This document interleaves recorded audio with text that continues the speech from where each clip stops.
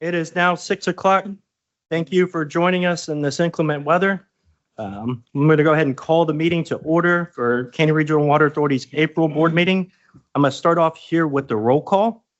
We do have a number of people online, so I'll give you a little bit of time to say you're here. Danetta? Ted Gibbs? Here. Martin Poor? Here. Gary Gilbert? We have a new trustee here from Marion and Phil. Phil, are you here? Here. Isaac Akia. Humberto Ramos. Tracy Shield. Here. Andrea Velasquez. Michael Saldana. Mark Davis. Here. I am here. Mark Gilbert. Here. Stephanie Gonzalez. Sherry McDaniel. Here. Nick Sherman. Here. Dan Hebner. Here. Jim Forcell. Here. Yeah, got him. Thank you, Jim. Doris Stubing. Here. Mabel Vaughn. Keith Steffen. Awesome. We have a quorum. Good attendance, everyone. Okay, we'll move on to item 3, was the invocation and pledge of allegiance.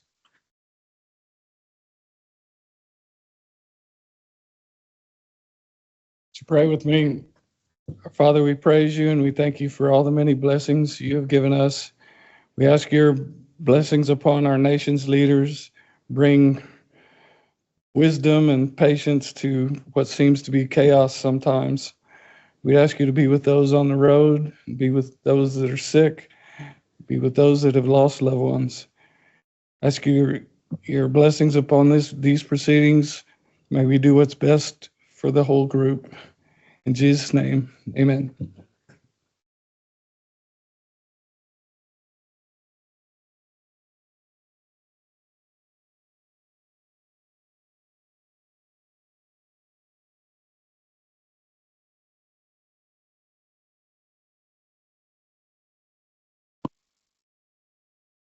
Okay, we'll move on to item 4, oath and statement of office of new trustees. I did give the oath of office already to Phil, so that we don't need to do that here at this part. I did it right before the meeting started. Are there any other trustees that haven't received their oath or statement of office? Don't see any. Item 5, announcements. The Board of Trustees of Canyon Regional Water Authority may during the meeting close the meeting and hold an executive session pursuant to and in accordance with Chapter 551 of the Texas Government Code. Board of Trustees may at any time during the meeting close the meeting and hold an executive session for consultation with its attorneys concerning any of the matters to be considered during the meeting pursuant to Chapter 551 of the Texas Government Code. As a reminder, also your appointments to CRWA's Board of Trustees are due May 1st, 2026. If you have not gotten those in, please get them into Michaela. Any other announcements anyone may have? Okay, item 6, public comment. Comments on non-agenda items, no discussion from the Board of Trustees. There's a 3-minute time limit per citizen, and that time may not be shared or ceded to any other citizen. Are there any public comments on non-agenda items? Seeing and hearing none, I'll move on to item 6B, comments on agenda-specific items. Discussion from what the Board of Trustees may be allowed. It's a 3-minute time limit per citizen, and also time may not be shared or ceded to another citizen. Are there any public comments on agenda-specific items? Seeing and hearing none, we'll move on to item 7, the consent agenda item. We have a number of consent agenda items. Approval of the minutes for the February board meeting, approval of the minutes for the March board meeting, approval of the financial reports and check register reports for March, and the approval of the second quarter investment report. Motion to approve consent agenda items 7A through 7D. Okay, did you say just 7A and 7B? Through 7D. 7A Through, got it, 7D. through 7A through 7D. So I have a motion to approve the consent agenda. Is there a second? Second. One second. Who was the second? Ted Gibbs. Ted Gibbs.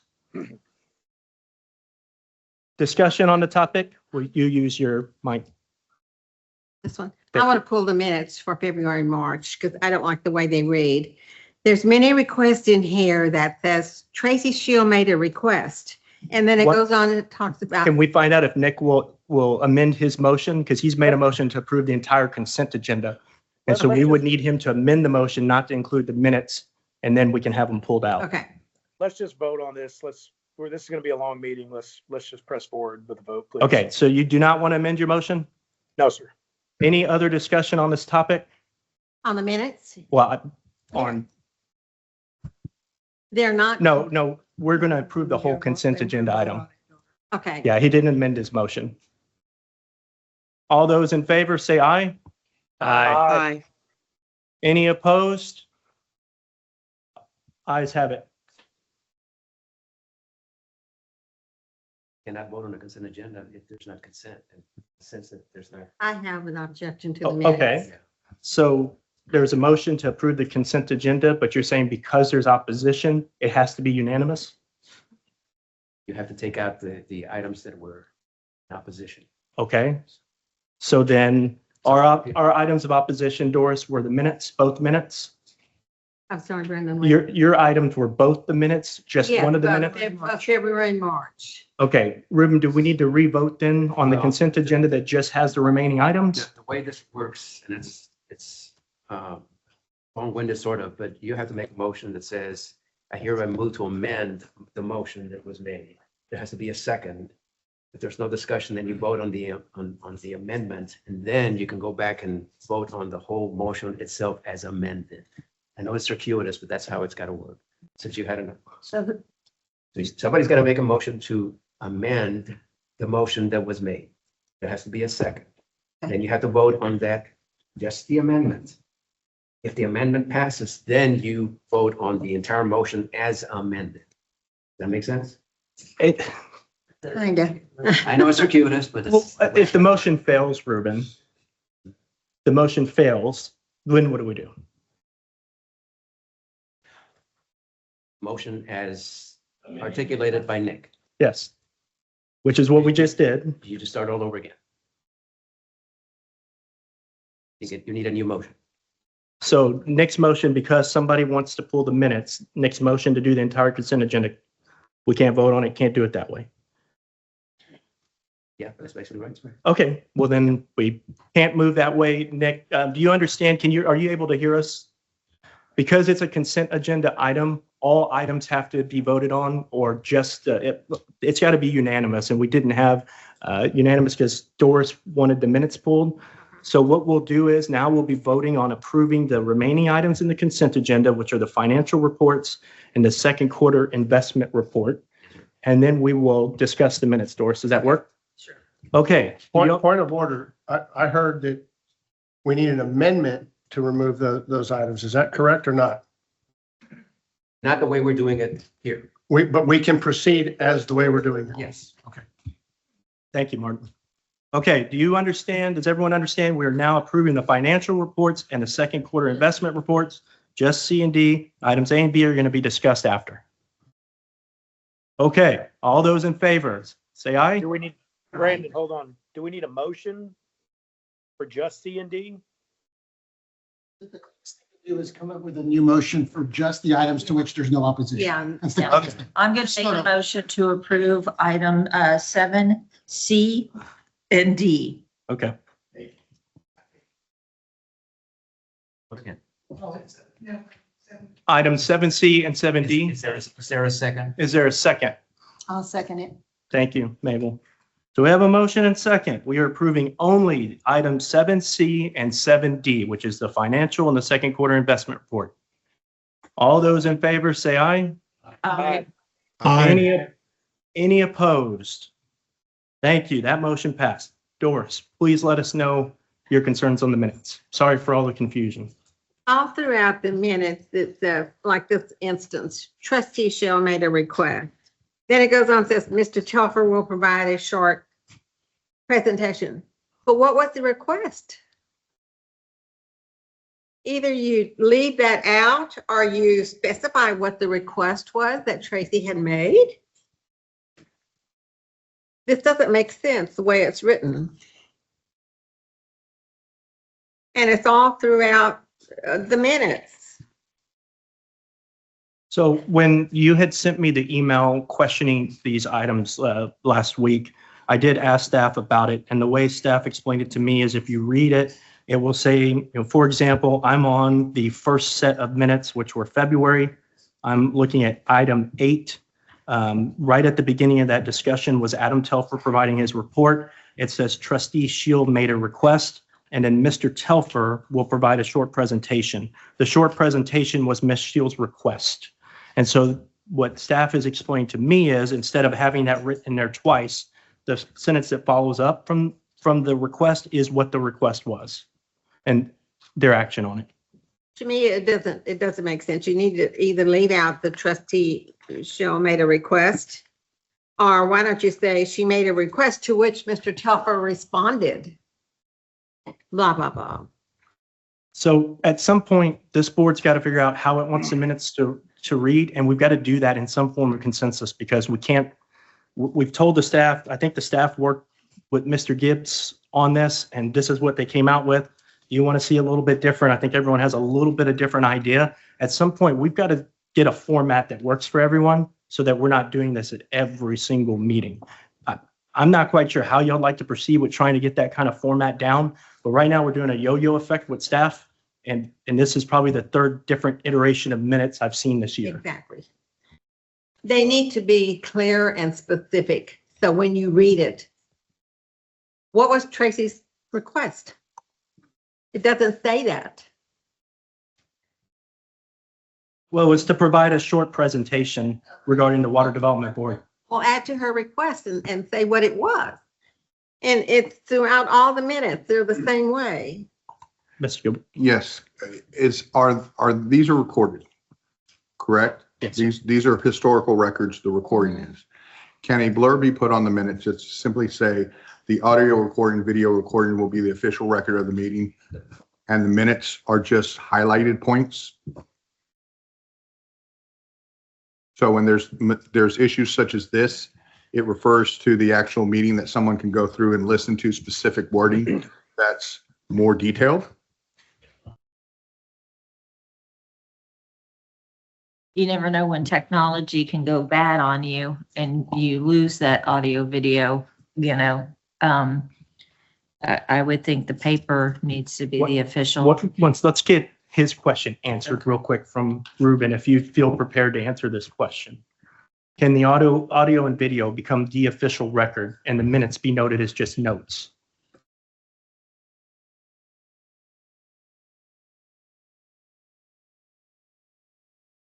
Okay. Jim, you had a question real quick. I was just suggesting a wording for that specific item. Could it be worded at Trustee Shield's request? Mr. Telfer did such and such.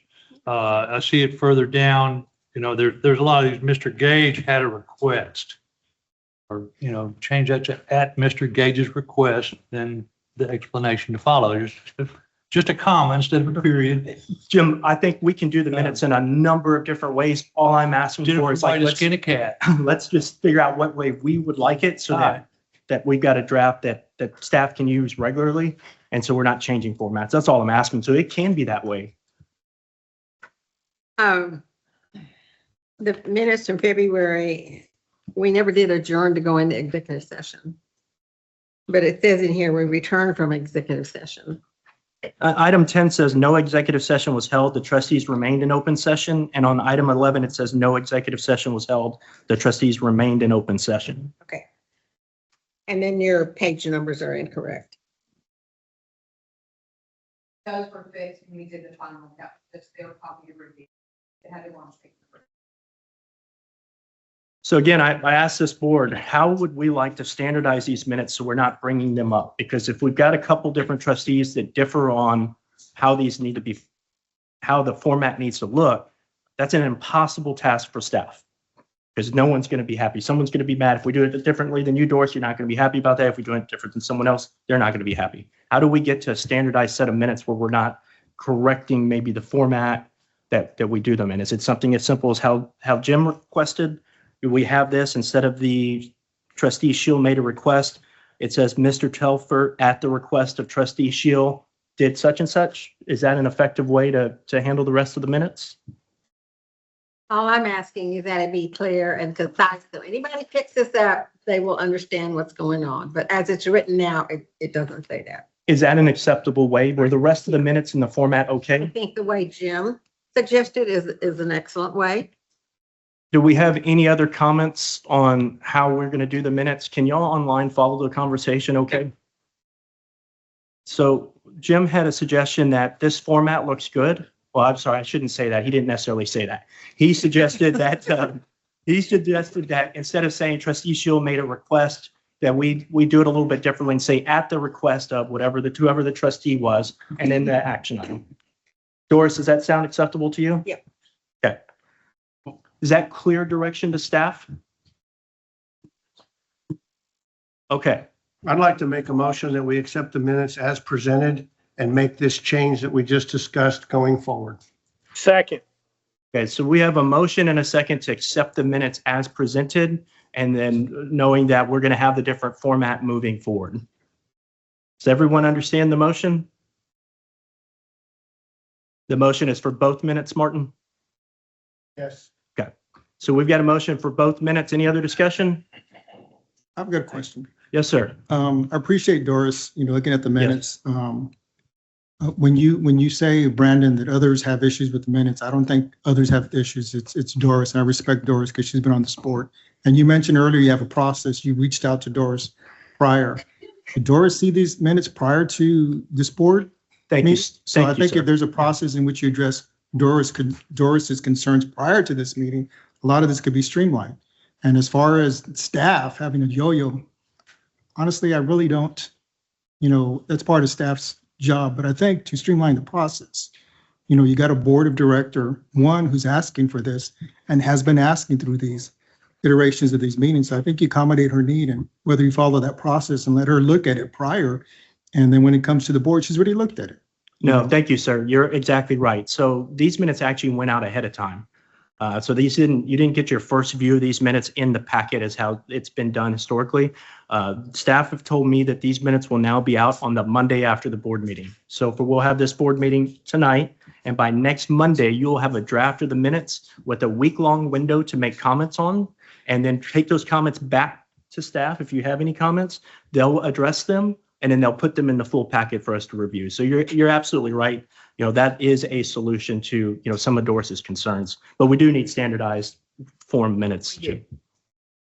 I just want to be clear that these minutes did go out and were to all of the trustees, and there was a week given for them to provide their feedback. Thank you, sir. Question. So the motion is to approve the minutes as Presented. it's presented, but Doris has corrections. So, and the motion was subject to, I guess, some future changes, really more in terms of format, or did I miss that? The motion is to approve the minutes as they were presented tonight, as they came in our board packet, with the understanding that we're going to move forward with the format that Jim has brought up in future meetings. So we're not going to be correcting. That's not what the corrections. motion was, not for the corrections. Because if that is the intent, then that needs to be the way it's worded. I did not hear any specific corrections that Amy made. We were talking about format. I think content is in the eye of the beholder. I had no problem with understanding them the way they were written, and I believe that others here did not have that as well. Doris's point was well made, but I think we can do it going forward rather than, spending the rest of the night and the next 5 months talking about minutes. Okay. I'm covered. Okay, thank you. So we've got a motion and a second to approve the minutes as presented to us, meaning as they were in your packet. Any other discussion on this? All those in favor say aye. Aye. Any opposed? Thank you. Motion passed. Let me move up.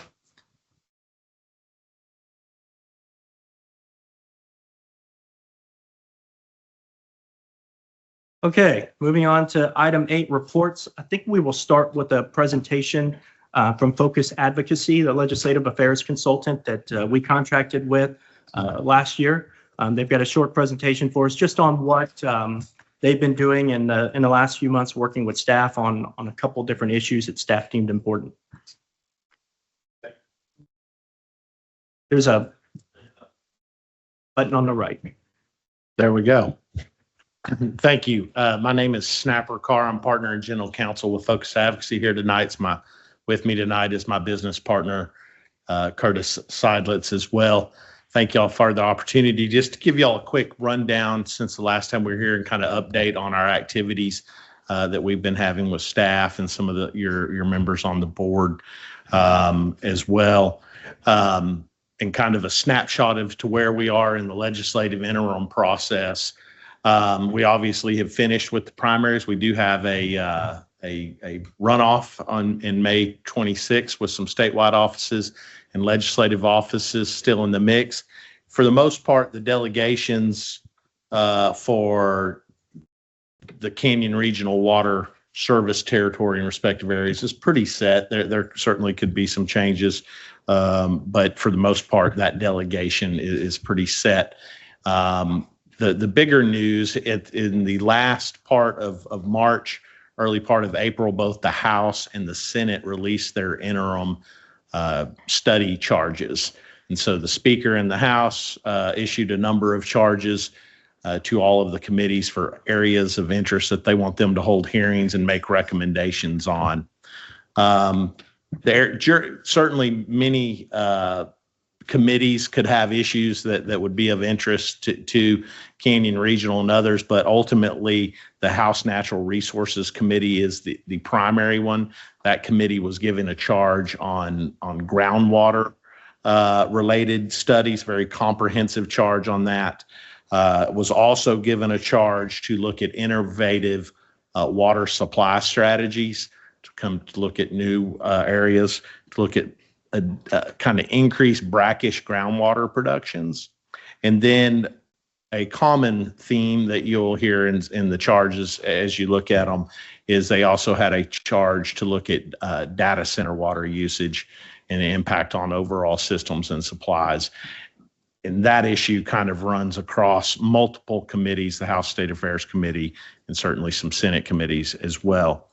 The other kind of big topic that's been going on at the legislature and something we've been working on, that the Texas Water Development Board has finalized their process for what's known as the HB 500 grants, which is going to be opened up currently, where political subdivisions, public systems can apply for certain funding opportunities, and it's slotted. And that's a pretty unique opportunity. There's about $1 billion in state funding that got set there. Probably the thing that's been most productive of us since the last time we visited is our interactions with the authority staff and certainly the board chair and legal counsel to discuss the upcoming legislation, and particularly the opening up of y'all's enabling statute to kind of clean up some of the provisions that are there, clarify certain authorities, and kind of where we are in that process. I mentioned the interim hearings kind of have just now began kicking off. We will see those committees meeting between now until the first part of the fall, really up till about October. The second week in November 9th, there will actually be bills that can be being filed for the 90th legislature. And we're kind of on schedule to have y'all's drafted the necessary notices and get that filed, working with staff to get that filed the latter part of November, first part of December, which would put you on path, of course, for heading into the next session.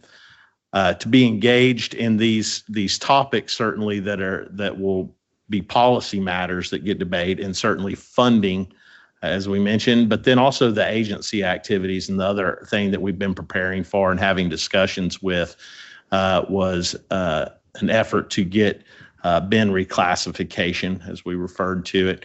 I know that the staff has done a great deal of adding some materials that we're utilizing to engage TCEQ staff and kind of in that process. And we're hopeful kind of for our next steps will be an official presentation of those testing, some mapping, and other kind of support documents that have been developed that we've worked with.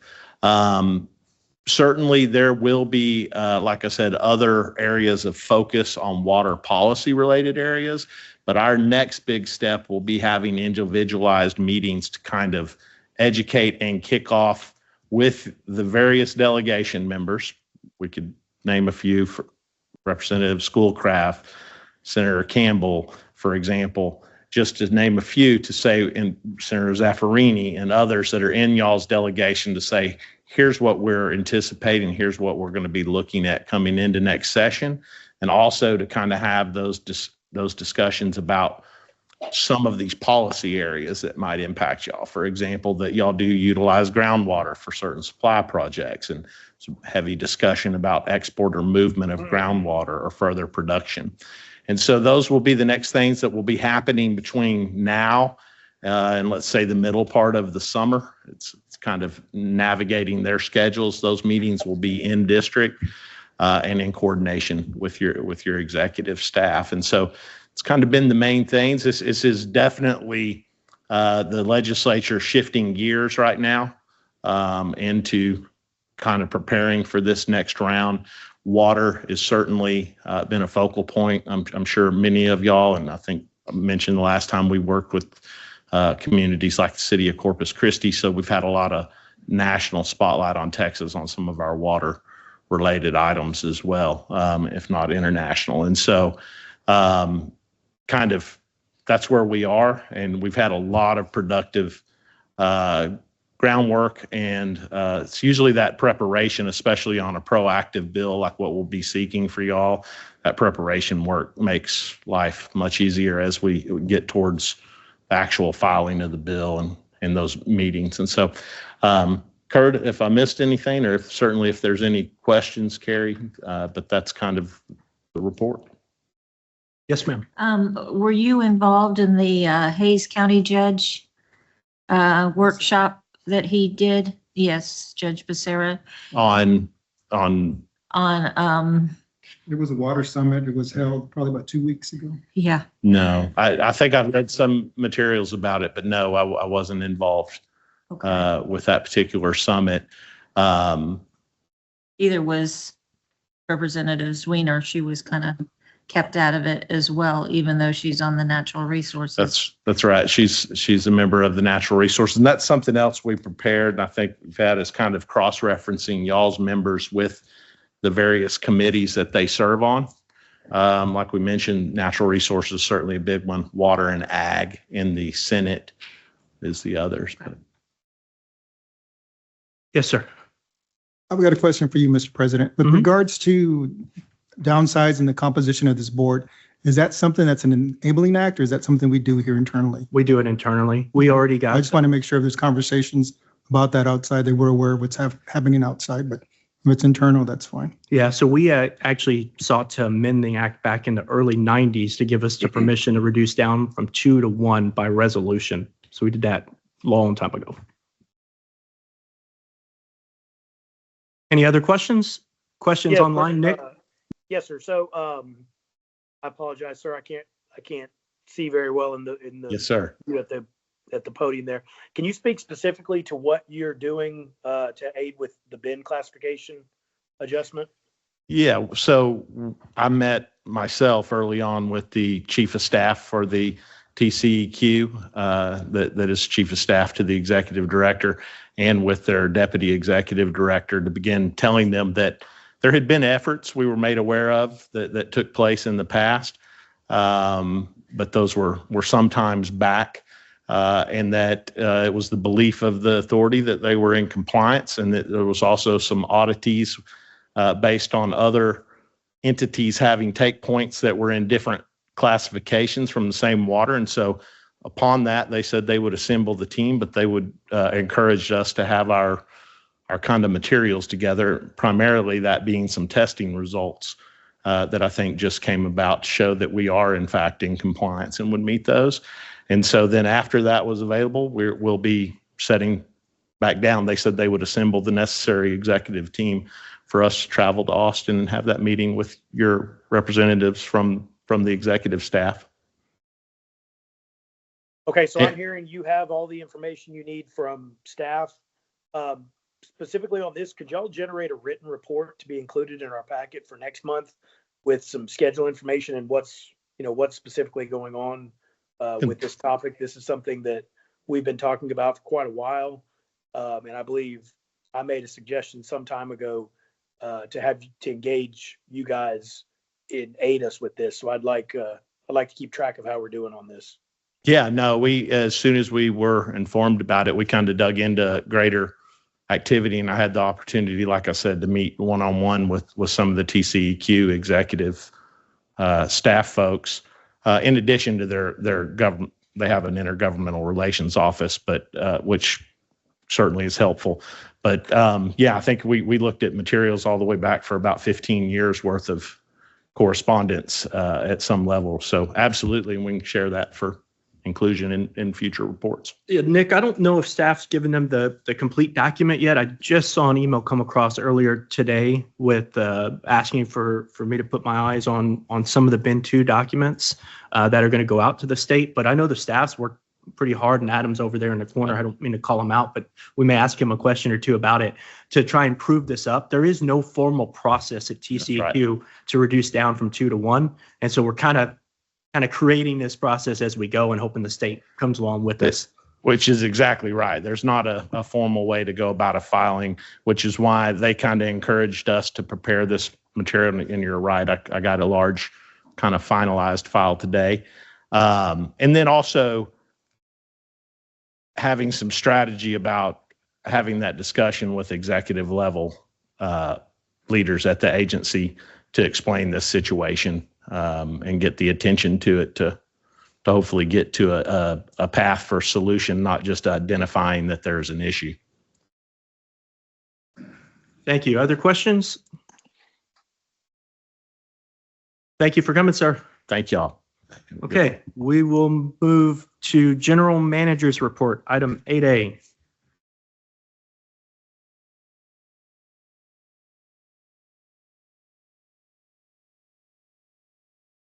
And I don't have a lot to update on today. Administratively, we did fill 2 operator positions filled, one at Wells Ranch and then one at Hayes Caldwell. At this point now, we only have 1 open position for a mechanical assistant, and we'll be working to get that out on the streets and fill that position as well. Hayes Caldwell, we did have a meeting with the participating members on April the 7th to discuss options for an additional mobile membrane unit.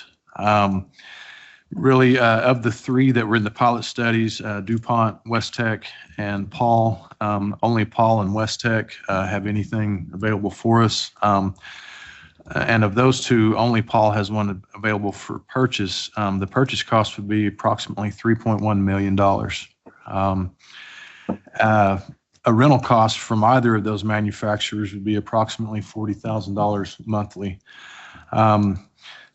Although no decisions were asked or made at the meeting, it seemed like the general sentiment was that of these 2 options, going with a rental unit would be the best option. And that's what staff would recommend if we move forward with this 3rd unit, would be a rental. Now, with either option, there are additional costs, engineering, supporting infrastructure, site work. Also, if we're going to choose to go this route, we will likely have these 3 units in operation for quite some time.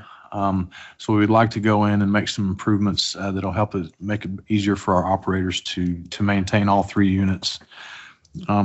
If we go with a rental versus a purchase, we've got roughly 6 years before we end up spending the same amount of money. So that's the internal clock. Actually, we'd probably shoot for less time than that we would set to have those coke filters replaced before we get to that point. So that once we get to that, the end of these, this rental, a 3rd rental of that life, that we're ready to get rid of all 3 rental units, or all 3 mobile units. What's the life expectancy of these? I think it's 5 to 10 years. Is that correct? I'm getting a nod from 10. Okay. So Is there a rent to purchase? option available? There would not be. They're not willing to sell us any of their rental units. That's why there's such a long lead time for purchase, because it's a brand new unit if we purchase one.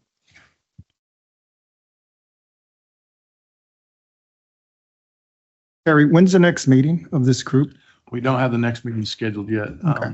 So if I may ask, I think you and I had a conversation. I wasn't able to attend this meeting because of conflicts. Yes, But sir. I'm of the opinion that we need more of a comprehensive plan because we do this for 6 years and then 6 years, what, we spend $18 million for the building? I mean, because what's the next step after 6 years? So I want to be able to, when we make a decision, we understand the pros and cons, the benefits to us going down this road. Because if we're going to rent for 6 years and then the expectation is in 6 years, we build a building at $18 million, nah, I'm not for something like that. So again, and I also asked for some information and thank you, Joan, for giving me the information with regards to costing. But, you know, I still have some questions and my board's very concerned. But again, I hate to just spend more time on this, but, you know, certainly the next meeting, I'll make it a point to attend. Okay. Thank you. Excuse me, I've got something. So it's kind of like what Humberto's saying. So we're talking about 3 portable trailers, temporary. Has the capacity of those trailers been engineered into the filters at the Hayes Caldwell plant as far as, you know, the new construction, increased capacity? Has all this been engineered into the new building that's coming along? And Well, no, sir. So they have ran calculations for running just the 3 mobile units to make sure that they'll be able to treat not only the daily, but the peak capacity, including additional water that would be coming from Martindale. And the plan would be, you know, at the end of those 6 years the plan would be to have membranes in place to replace the Coke membranes so that we could go completely off of the mobile units. 6 years. Okay. And as I said, that would be 6 years is just a break-even point for renting the trailer versus purchasing one. We would shoot for a timeline that's less than that for design and For completion of the filtration building. Well, there's a chance if we go with this option that we may not have to build a new building. You know, the reason we were going to build a new building before was because we weren't going to use mobile units. But at this point, if we have those mobile units in place, there's a good chance that we won't have to build a new building. That should save some money. The latest cost estimate for these membranes with a new building was approximately $18 million, though. Okay. Thank you. Yes, sir. Wells Ranch, the selection committee did conduct an interview and has recommended a firm to move forward with to negotiate scope and fee for a professional services contract for the P3 Owners Advisor. Now, excuse me, at last month's notes, I'd put that we were planning on returning to this board meeting with a recommendation of the firm to move forward with to negotiate. In the last executive committee meeting, they determined that we really don't need to come to the board for that, but rather negotiate the scope and fee first, come to the board, and then ask for approval of the contract based on that negotiated scope and fee. We will try to make it by the May board meeting. I think that's going to be pretty tight at this point. There's a good chance that that will be brought to the June meeting.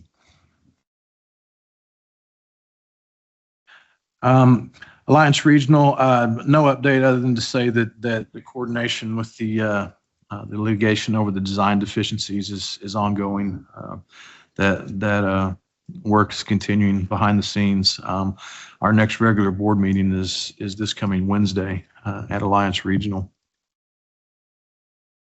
Calendar items. The Clearwater Summit that Ms. Schill mentioned there in Dripping Springs, Ms. Frankie and I did attend that on March 27th. I thought it was a great get together. Felt like it probably could have had a little bit more organization and a structure to it.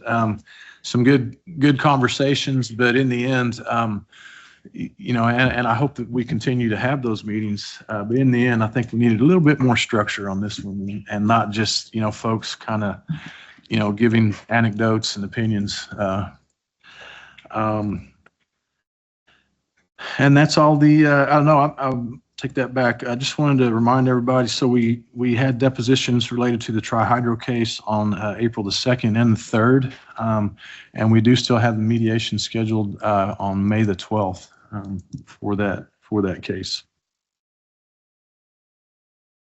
And that's the only notes that I have, sir. Carrie, Ma'am. my understanding is that because Representative Sweener was not allowed in on that summit, that she was doing her own separate kind of thing off to the side. And so you might want to get with them to make sure that you're invited in on those. Okay. Yeah, she was very upset, shall we say. She has hers scheduled for the 30th of this month Okay. from Yeah. 9 to 11. I don't know the location. I just know that that's the Yeah. date time. I just know she was, she Not was. pleased.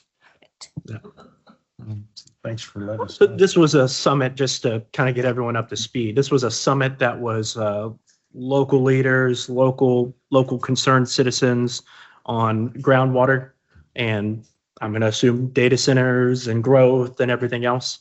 That some representatives attended, but others were Yeah. not invited to. That's Well, and that's the thing. Her staff believes she was, and so she actually showed up Yeah. and was not allowed in.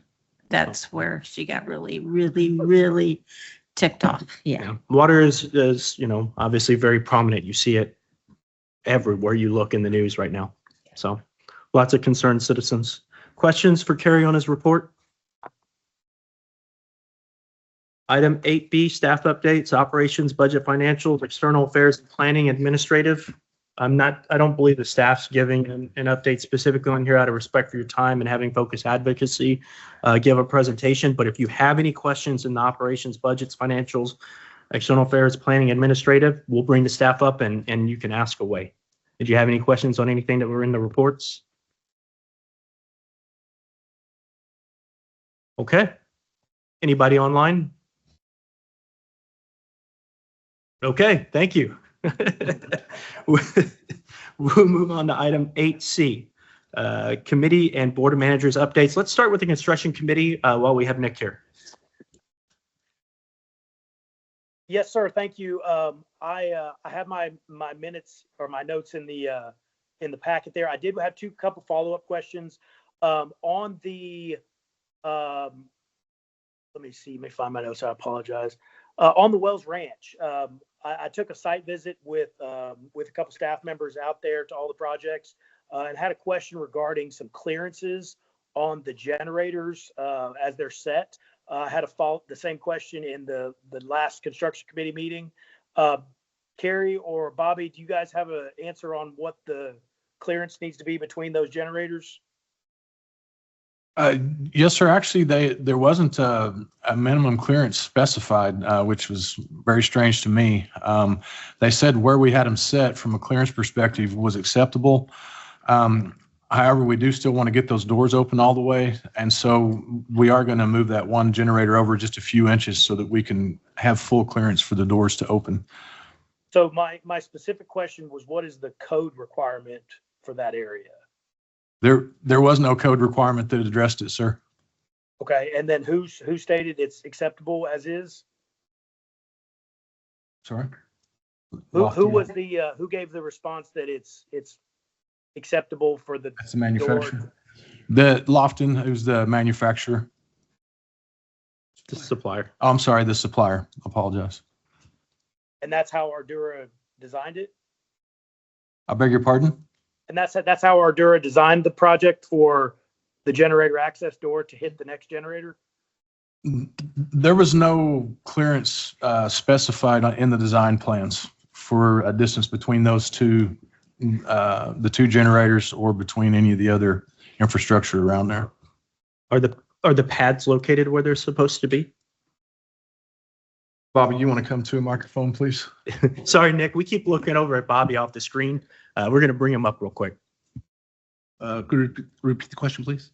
I had asked if the pads, the concrete pads the generators are set on, if they were installed at the right places. So per the plans, there's no identified area for the pads itself. There's dimensions for it, thicknesses, and rebar schedule, but there is no identifiable location. It was just a demo and put back. So when they put them back, they did put the generators a little bit too close together. So we're gonna slide one over. Per Lofton, who supplied us and supplies those generators, there is no known code for door opening. It's just for maintenance issues if you need it all the way open.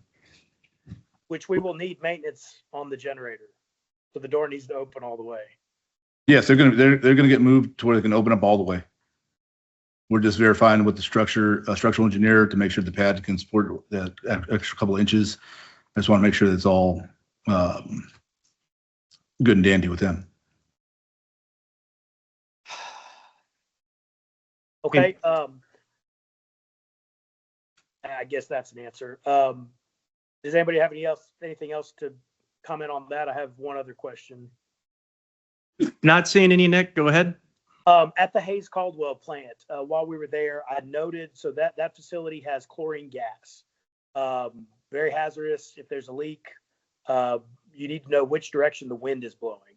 I'd identified that the wind sock that tells anyone nearby which direction the wind is blowing in the event of a leak was not installed properly. As of Thursday of last week when I drove by, it had not been corrected yet. Has that been corrected since Thursday of last week? No. Okay. When do we expect to be able to install the windsock out there? Mr. McMillan, how soon can you install the windsock at Hayes Caldwell? Okay, thank you. So the response, Nick, was they're going to work on getting it corrected tomorrow. Okay, good deal. I wanted to follow up.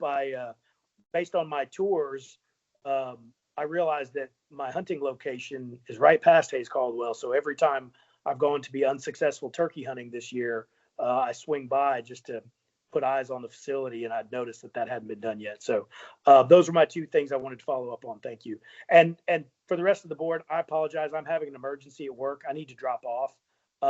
I can rejoin for executive session, but I have to leave now. I apologize. And thank you, Brandon, for getting me in here. No problem. Thank you, sir. Good luck Right. later Thank on. So staff, note that when we take votes now, Nick's not going to be here. Okay. We will move on to Budget Committee. Sherry. So we had our budget meeting this morning. We had initially thought we might be making some budget amendments, but it turns out that we are not going to do that after all. Also, we had some discussions. Mr. Zelensky is working on a purchasing policy and some other policies. So we had a little bit of discussion around that. Staff, I believe, is going to start working on the next budget starting in May. And our next meeting is we're going to give them all of May to start working on the first draft. And then hopefully they can present the draft to the Budget Committee at our next meeting on June the 16th. Thank you. Questions for the Budget Committee? Board of Managers.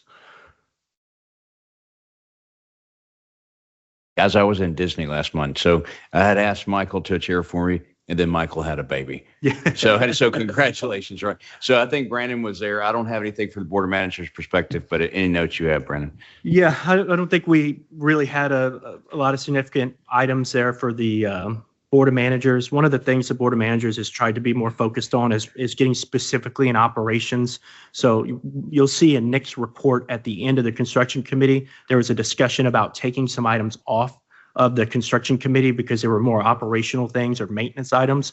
And so we're trying to focus the use of the board of managers to be kind of in the technical operations side, not necessarily the capital projects like the construction committee's in. One of the more recent work products for that, I think was successful from the board of managers and staff's perspective was a list of items that you're going to see later on in the item 9D discussion about the remaining fiscal year 2025 funds. The staff presented a list of items that extra money could be used towards doing some maintenance items on some of the existing projects. We did as a board of managers, made that recommendation to the budget committee to incorporate those in the discussion. And the budget committee did recommend that that these items be looked at by the full board here. So we'll discuss that more when we get to item 9D. Questions? And the Legislative Affairs Committee's met a couple times. Staff's been working to get a draft of the important issues with the enabling legislation and its amendments.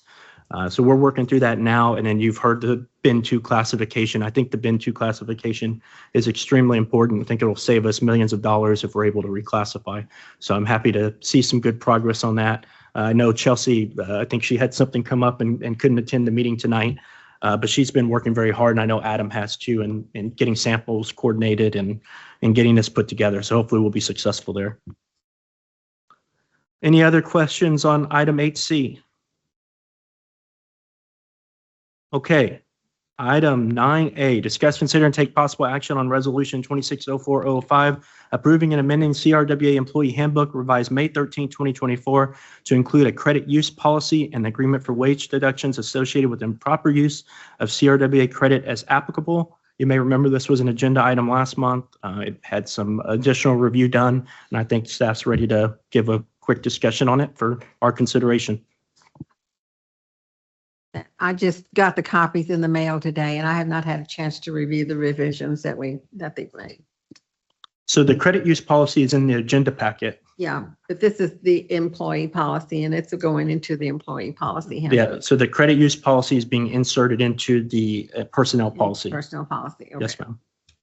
The section that was in your packet. Okay, if this is only for the credit union.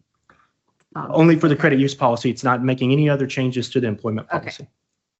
Mr. Chair, for the benefit of those who have to print their own documents because Canyon Regional doesn't want to print them, can we see it on the screen what we're talking about? Yeah, I think so. Because I didn't print this one because don't have money for my. 227 pages if you were to print it.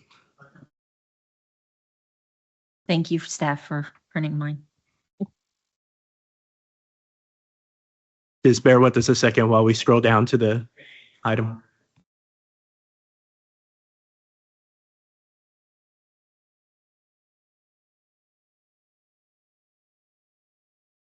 Are you talking about this or Regina? Ms. Frankie, did you want to speak to this? The budget committee had asked that we draft a credit use policy. Actually, it started out as a credit card policy, but because we have some store accounts, we made it just a generic credit use policy. So it covered both any kind of store credit that we have, as well as any kind of cards that we utilize.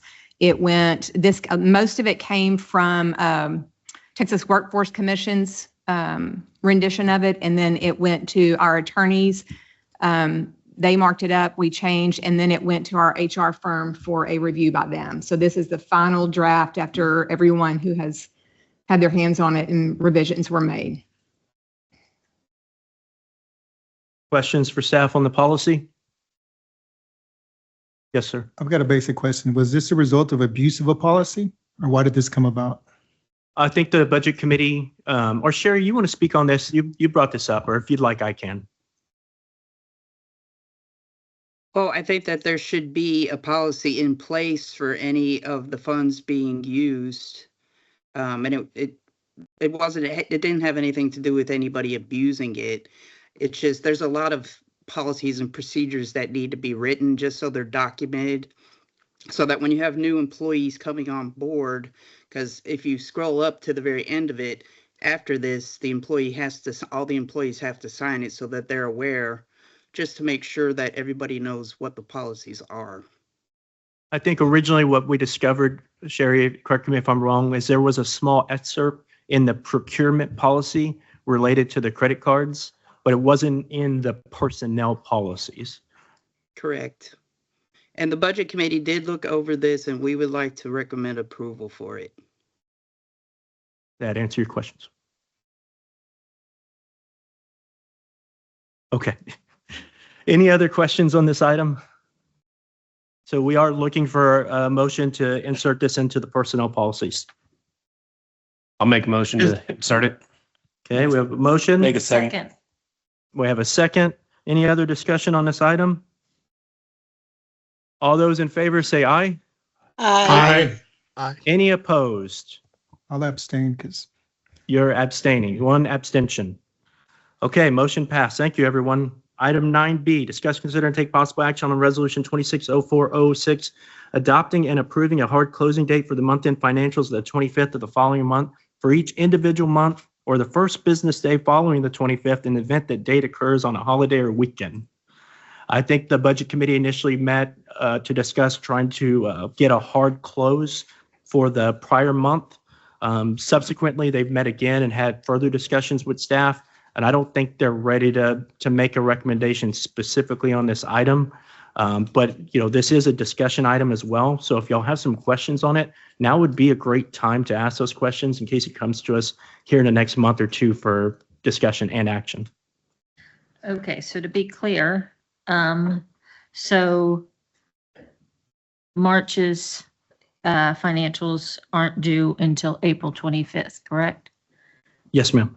Well, that's obviously, we've already approved March's financials. So That's what I'm saying, yeah. this would so- start for April. So next month, you would not approve financials in May. You would approve the April financials in June, which is kind of aligned with how we were doing it for a couple years there when John was here. We had made that resolution a few years ago to actually delay the financials because the meeting is on the second Monday, which it sometimes can be as early as the 8th of the month. Yeah. Or 9th of the month. So sometimes staff would still have additional items coming in. And so you may approve the financial, but then additional items come in after for the month of March. And so this would either create a hard close date of the 25th in which you would not accept any more March, if we were going to use March as an example, you know, March stuff. But I think there was a little more discussion on whether it was going to be a hard close like that or if they're going to recommend another procedure for y'all. Okay, I just think 25 days. Can I say is- something? Yes, ma'am, of course. So this was brought up in today's meeting, and I think after further discussion, especially with Mr. Zelensky, we would actually like to table this for right now because we are entering into the third quarter of the fiscal year. And we're not sure that we want to actually start this process in the middle of a fiscal year. If we do decide to do it, I think we would probably want to start doing it in October when we start the new fiscal year.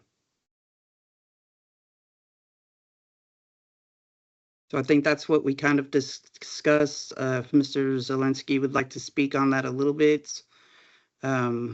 That was kind of what we talked about today. Just we talked about doing the hard close, but maybe not starting it in April or May, starting it when we start the new fiscal year. So Sherry, Budget Committee is not making a recommendation to take action on this item this month? No, I'd like to table it. Okay. To make a motion to table. Okay, so we have a motion to table this item. Second. We have a second from Ms. Shield. Is there any other discussion on this agenda item? All those in favor say aye. Aye. Aye. Any opposed? The ayes have it. We'll move on to item 9C, discuss, consider, and take possible action on Resolution 260407, adopting and approving the presentation of CRWA financial reports to the CRWA Board of Trustees in the second month following the end of the month being reported. So this is like a follow-up item. If you're going to have a hard close on the 25th, then obviously you would be bringing your financials in a month delayed. My understanding in attending the Budget Committee meeting this morning is the intention is to still move forward with this item of having that delay because our meetings are the second Monday and can be as early as the 8th. I think that if I remember correctly, Sherry, the Budget Committee is okay with this item still moving forward. Correct. We're good with extending the time just for that reason, because of the way that our trustee meeting falls. It's not giving staff enough time to get all of their invoices and stuff in. So the first one we want to table was just for the hard close thing. We are in agreement with this one and extending it out to the 25th of the following month. So the Budget Committee recommends approving this. Motion to approve, adopt and approve the presentation of the second month following the end of the month being reported. Second. Okay, we have a motion and second for this item. Any other discussion, questions? Hearing none. I've got a Oh, question. yes, sir. I'm going to play devil's advocate now. Yo-yoing for the staff.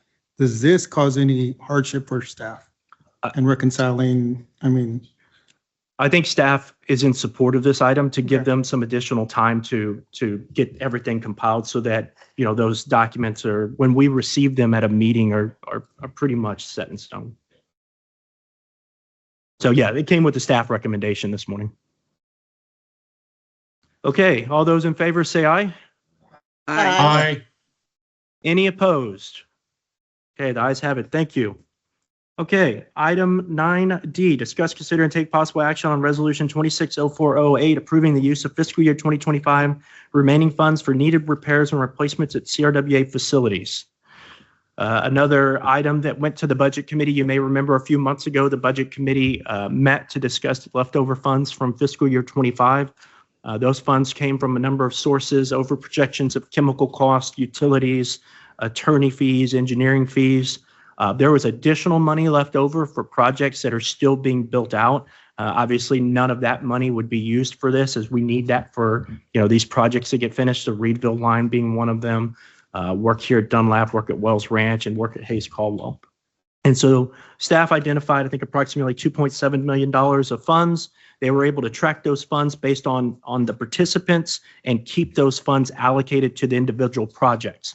So if there was additional funds remaining from chemical or utility or professional fees related to the Hayes Caldwell project or the Wells Ranch project or the Dunlap project, those monies stayed allocated to it so they didn't mix. So we didn't take an over projection of chemical or utility costs from Wells Ranch and apply them to Hayes Caldwell projects.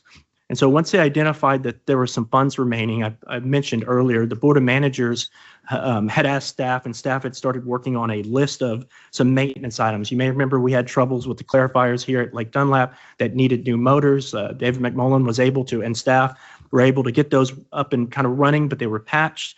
And so we asked for a list of items similar to that could be done using this money. Staff presented that list to the Board of Managers, who subsequently made a recommendation to the Budget Committee, who has made a recommendation to expend these funds specifically for these projects. If you look in your packet, you have a list of what those projects are and what those funds are. And yes, sir, we can put it on the screen. Kayla, can you put on 109?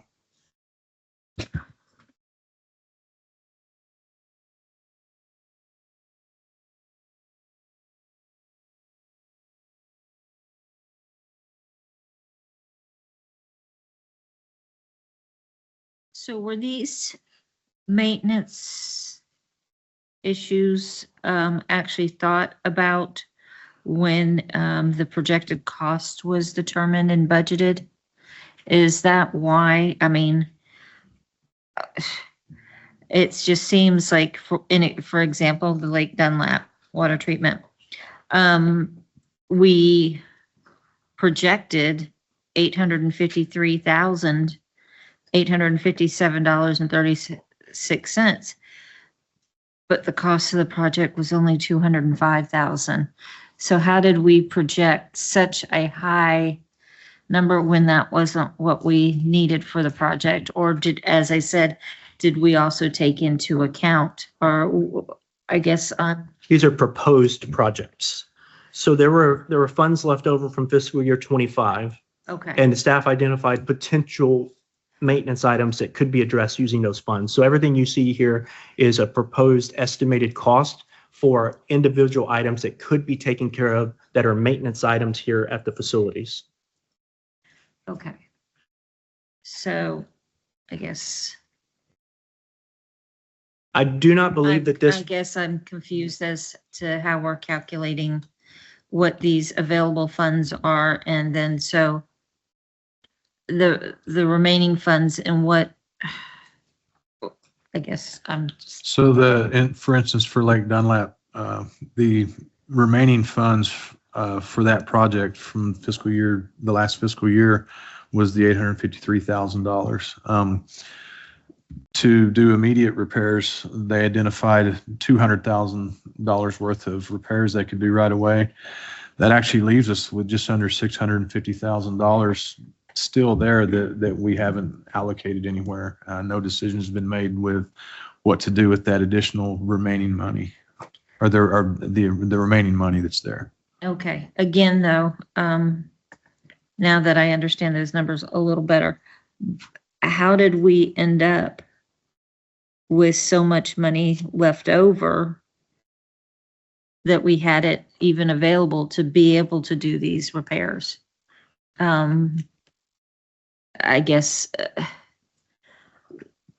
That's just based on our projections. Our budget's based on the projections, and we just ended up coming in that much below the projections for that year for each project.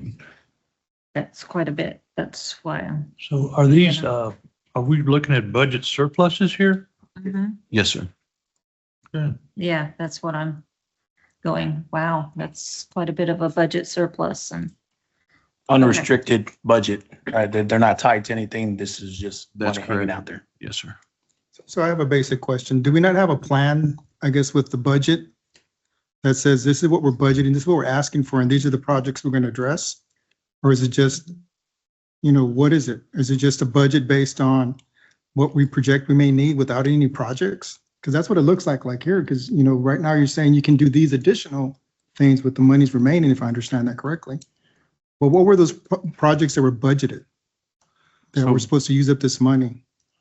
So not all of it was, the surplus came from repair and replacement. There were some other costs where we budgeted more than we spent also. We've gone through those in the budget committee. You'd had like a short synopsis on that, Joan, is that correct? You need to use your mic, please.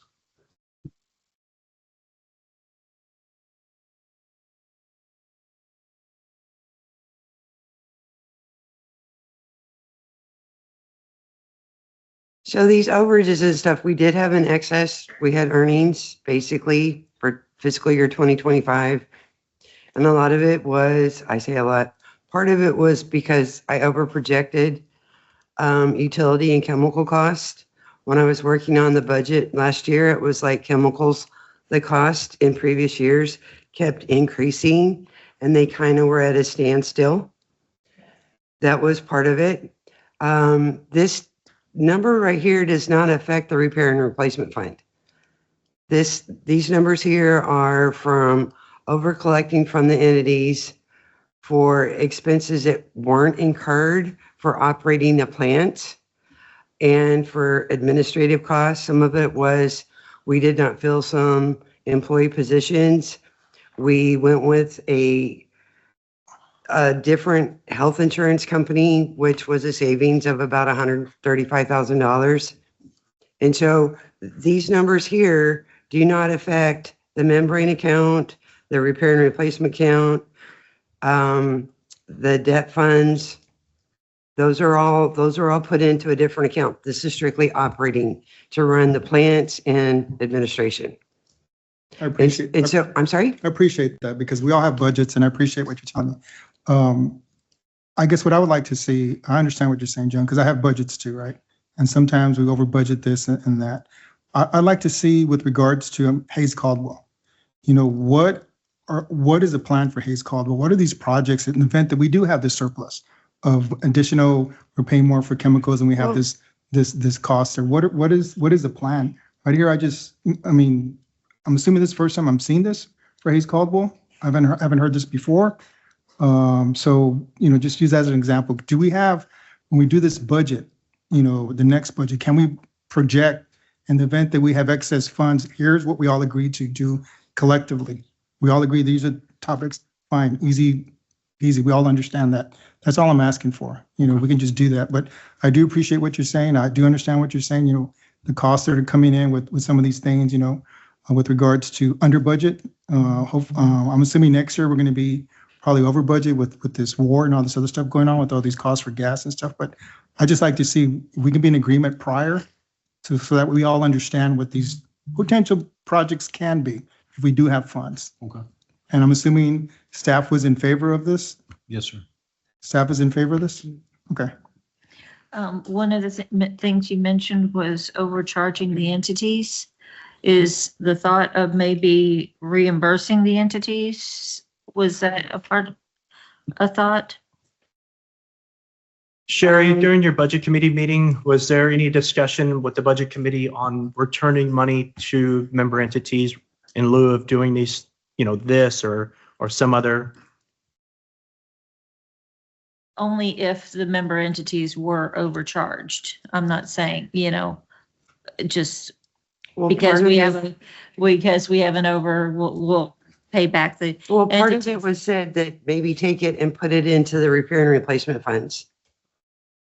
I don't know if you remember or recall, the repair and replacement funds were actually created to account for if we had something major happened, right? And so now the budget in the last couple of years has had the repair and replacement funds. It's like for specific items. So we've not collected funds in case there isn't a big emergency. So we've actually talked about in the budget committee to possibly take some of these excess funds, taking it out of our regular operating account and moving it into the repair and replacement fund. So like if it was just a discussion, but say for instance, for Hayes Caldwell, there's 383,000. And if that's all that they think that we're going to need for this year, that things that can be done today, then take that 383,000, put it in the repair and replacement fund, and then that would be the allocation for Hayes Caldwell. Okay, and I understand that. I was just, when you said that one of your statements was overcharging the entities or, over collecting. It was a matter of collecting because a lot of this stuff, except for variable cost, is on a take or pay basis. And going back to my statement, I think I'd like to see this correlated with what Phil's been bringing up, the maintenance, lack of maintenance. If we can get our ducks in a row and see how we have some of this money left over and there's a maintenance plan or something Phil can help us with and, use that money to knock out these projects. Yeah, I'm about to bring him up here to talk about what the Board of Managers is going to do on exactly what you're asking. And I do want to answer a question you asked if it could be in the budget. And some of these items, not these items specifically, they're already in the budget. So when you go to the O&M portion of Hayes Caldwell, it's the example we're using here, you'll see that there are items in O&M specifically for doing O&M, not repair and replacement projects. So that's already there, but it's not extensive enough and there's not enough items. Yes, sir. For more extensive in the event that we have overages, you can say these are the ones we agreed to and these are the ones we're going to knock out collectively. Phil, do you mind talking a little bit about what the Board of Managers is doing with this in conjunction with staff? And Yes, sir. So I think, Mr. Ramos, you're exactly right. So the idea, what we're trying to do with the Board of Managers is that, ladies and gentlemen, we have a deferred maintenance problem. We have a deferred maintenance problem. Everyone in this room needs to understand we have a deferred maintenance problem. The purpose of this list today was the Board of Managers saw that we have excess funds from 25. The Board of Managers visited all 3 treatment facilities and talked to the guys that work there. We asked the staff to develop a list of things that we could do today with the funds that we have left over from 25. That was the genesis of this list. But moving forward, what we would like to see is what I call an annual work plan, but that's not a term of art. That's just what I call it, right? What we'd like to see is a list of projects in priority order that when you go through the budget year, you fund X number, whatever the pain level is that we want to take. But if those go good, and let's say we replace a well, we save $50,000, we could take that and go down to the next item, right? So we're trying to get to a point in time where our maintenance is not deferred and we don't know about it. So like one of the worst problems you can do is you can have maintenance that has to be done and you defer it for whatever reason. There is perfectly acceptable reasons to defer maintenance, but if you don't know what you're deferring, it's going to cost you more. So we got to have that list. And I think, and that's the direction we're going, and the board of managers going there. That was the purpose of the tours that we did. And I think we're going to get y'all to a much better spot by using the board of managers to be focused on operations a little bit more. And then we can feed the budget committee. So that's where we're going. And that was in the charge that the president gave the board of managers, right? So I think we're on track with that. And so that's what we've been discussing, the direction we're going. So if that's helpful, thanks for listening. It is, and you know the challenges we've had historically in getting these items put through the budget. It was always the very first thing that the budget committee could strip back away was, oh, you want to redo this tank? Let's wait another year. And then it was a way to keep our budget smaller. So having this list, to your point, is going to be very helpful for us.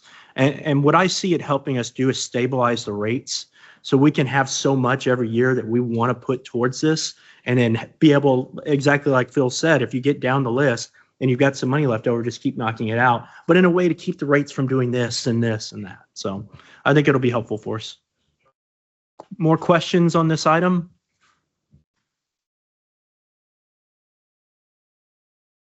I think we're looking for a motion to use the fiscal year 2025 remaining funds for these specific repair and replacement at CRWA's facilities. Move to approve resolution 26-04-008. Second. So we have a motion and second. Is there any other discussion on this item? All those in favor say aye. Aye. Aye. Any opposed? Ayes have it. Thank you. Motion passed. Okay, moving on to item 9E, discuss, consider, and take possible action on resolution 260409, executing an amendment to the water supply agreement between CRWA and GBRA. And this is related to the raw water supply agreement for Hayes Caldwell facility. There's no costs associated with this. This amendment really was, I guess, clarifying some of the deal points in the agreement. Trey, you can correct me if I'm wrong about this. We did have one concern with it, in that the agreement gave GBRA sole discretion in determining payment amounts and participation shares for future costs. So Trey coordinated with their legal counsel and they agreed to remove that language.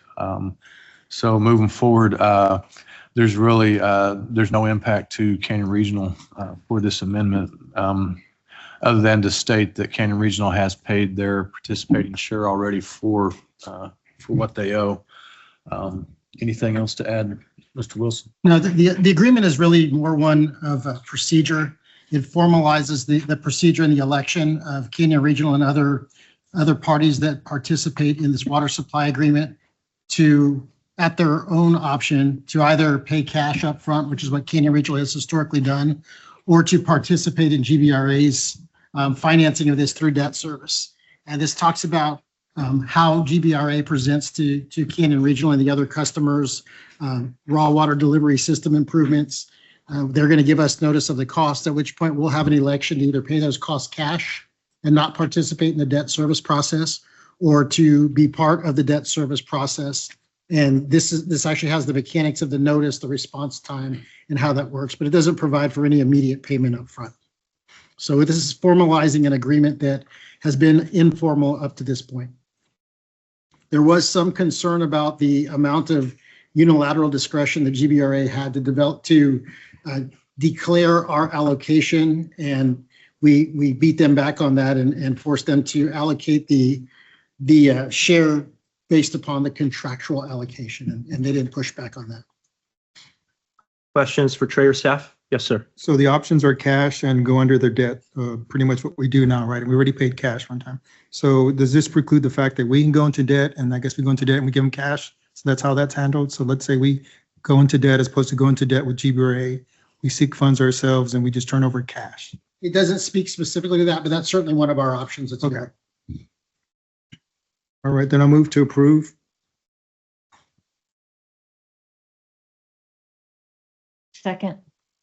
We have a motion and a second. Is there any other discussion on this item? All those in favor say aye. Aye. Aye. Any opposed? Ayes have it. Thank you. The motion passed. Item 9F, discuss, consider, and take possible action on Resolution 2604010, approving the utility agreement with TxDOT for the Channel D project and authorizing the CRWA General Manager to execute the utility agreement. And so this is an extension of utility agreement with TxDOT for improvements along I-10. This is with the Channel D project. That is under design right now. UEG has been working with TxDOT, and I think we're ready to go to construction on that. This just approves execution of the utility agreement. And just as a reminder, this work is 100% reimbursable by TxDOT. Was this item in the fiscal year 25 budget or the fiscal year 26 budget? It was in the fiscal year 25 budget. Okay. Questions for staff or consultants on the standard utility agreement with TxDOT, the amendment to the SUA? If not, staff's recommending we approve this standard utility agreement. Do I have a motion? So moved. Second. Got a motion and a second. Any other discussion on this item? All those in favor say aye. Aye. Aye. Any opposed? Okay, ayes have it. This motion passed. Item 9G, discuss, consider, and take possible action on Resolution 2604011, accepting nominations for a CRWA representative to be appointed to the Alliance Regional Water Authority Board of Directors and appointing a representative selected by vote of the CRWA Board of Trustees. So I believe the position was currently held by Nick Sherman, if I remember correctly. Is that correct, Terry? And I think Nick has been willing to run again. He's just up for appointment. It is up to Canyon Regional's board to appoint someone to the Alliance board. Historically, we let someone from the participating members, that's Green Valley, County Line, Crystal Clear, and then obviously Canyon Regional, to be on that board. So I will accept nominations for that position. I'd like to nominate Nick Sherman, please. Okay, I have a nomination for Nick Sherman. Are there any other nominations for this position? Hearing none. Second it? Do you need a second or no? I think that was just a nomination. Now we'll vote on actually putting. Motion to approve, Nick. There we go. Second. There's a motion to approve Nick Sherman as our representative on Alliance Regional Water Authority. Any other discussion on this topic? All those in favor say aye. Aye. Aye. Any opposed? All right, motion passed. Thank you. At this time, we were going to end the closed session and go into executive session. We have the Board of Trustees may meet in executive session, discuss the following items, if any, pursuant to Chapter 551 of the Texas Government Code, including where appropriate, Sections 551, 071, 072, 074, 076, 086, 089, and 418.183, subsection F of the Texas Government Code. All formal action will occur in open session. Item 10A is consultation with CRWA's attorneys pursuant to Section 551071 of the Texas Government Code to seek legal advice and discuss settlement offers in connection with cause number 250782, CVE, City of San Marcos versus Canyon Regional Water Authority, County Line SUD, Crystal Clear SUD, Maxwell SUD, and Martindale Water Supply Corporation, pending in the 456th District Court of Guadalupe County, Texas. Item 10B is consultation with CRWA's attorneys concerning property subject to groundwater leases and intentions to drill exempt wells. And item 10C is consultation with CRWA's attorneys pursuant to Section 551074, the Texas Government Code, regarding the employment, evaluation, and duties of the general manager, including review of the status of the general manager's goal. So we will close the regular session and adjourn into closed session at 7:30 p.m. 7 minutes. Okay, Mr. President, I'd like to make a motion to approve a resolution 26-04-12 as follows. Be it resolved that the CRWA Board of Trustees hereby ratifies the board president's execution of the settlement agreement and mutual release of claims by and between the City of San Marcos and Canyon Regional Water Authority, providing for settlement of all claims by, among, and between CRWA and the City of San Marcos and cause number 25-0782-CV-E, currently pending in the 456th District Court of Guadalupe County, Texas, and certifies that such execution by the board president was made in accordance with express delegation of authority under CRWA Board Resolution Number 2026-01-008, adopted on January 12, 2026, and ratifies the general manager's payment of the settlement amount under the settlement agreement and mutual release of claims by and between the City of San Marcos and Canyon Regional Water Authority to the City of San Marcos, adopted this 20th day of April 2026. I'd like to second that bad boy. We have a motion and second. Any other discussion? All those in favor say aye. Aye. Aye. Aye. Any opposed? Ayes have it. That motion passed. We will now move on to items for next month's agenda. We are going to have items for y'all related to Tri-Hydro, getting some direction from this board on the mediation that we're going to participate in immediately after, the next day after the board meeting. So we'll need to discuss that and get some marching orders from this group. Any other agenda items you need, reach out to staff or reach out to me. And with that, we'll see y'all next month. Oh, motion to adjourn. Okay, second. Second. All right. Thank you. We are adjourned.